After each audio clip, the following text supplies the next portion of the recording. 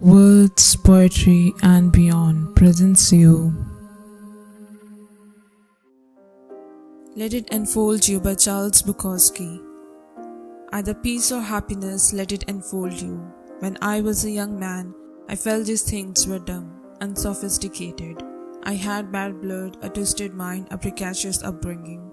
I was hard as granite, I leered at the sun. I trusted no man and especially no woman. I was living a hell in small rooms. I broke things, smashed things, walked through glass, cursed. I challenged everything, was continually being evicted, jailed, in and out of fights, in and out of my mind. Women were something to screw and rail at. I had no male friends. I changed jobs and cities. I hated holidays, babies, history, newspapers, museums, grandmothers, marriage, movies, spiders, garbage men, English accents, Spain, France, Italy, walnuts, and the color orange. Algebra angered me, opera sickened me. Charlie Chaplin was a fake, and flowers were for pansies. Peace and happiness to me were signs of inferiority, tenets of the weak and the adult mind. But as I went on with my early fights, my suicidal years, my passage through any number of women, it gradually began to occur to me that I wasn't different from the others. I was the same. They were all fulsome with hatred, glossed over with petty grievances. The men I fought in alleys had hearts of stone. Everybody was nudging, inching, cheating for some insignificant advantage. The lie was the weapon and the plot was empty. Darkness was the dictator. Cautiously, I allowed myself to feel good at times. I found moments of peace in cheap rooms, just staring at the knobs of some dresser or listening to the rain in the dark. The less I needed, the better I felt. Maybe the other life had worn me down. I no longer found glamour in topping somebody in conversation, or in the mounting the body of some poor drunken female whose life had slipped away into sorrow. I could never accept life as it was. I could never gobble down all its poisons. But there were paths, tenuous magic paths, open for the asking. I reformulated. I don't know when, date, time, all that, but the change occurred. Something in me relaxed, smoothened out. I no longer had to prove that I was a man. I didn't have to prove anything. I began to see things, coffee cups lined up behind a counter in a cafe, or a dog walking along a sidewalk, or the way the mouse on my dresser top stopped there with its body, its ears, its nose. It was fixed. A bit of life caught within itself, and its eyes looked at me, and they were beautiful. Then it was gone. I began to feel good. I began to feel good in the worst situations, and there were plenty of those. Like, say, the boss behind his desk, he is going to have to fire me.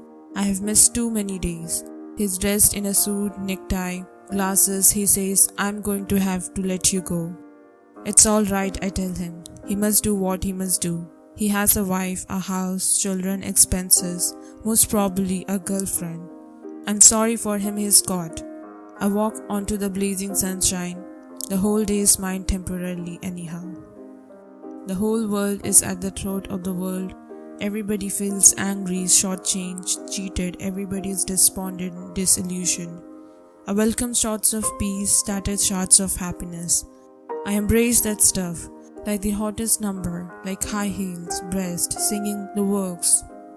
Don't get me wrong, there is such a thing as cock-eyed optimism that overlooks all basic problems just for the sake of itself. This is a shield and a sickness. The knife got near my throat again. I almost turned on the gas again, but then the good moments arrived again. I didn't fight them off like an alley adversary. I let them take me.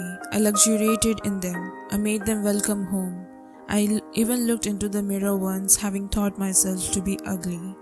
I now liked what I saw. Almost handsome, yes. A bit ripped in rags, scars, lumps, odd turns. But all in all, not too bad. Almost handsome. Better at least than some of those movie star faces like the cheeks of a baby's butt.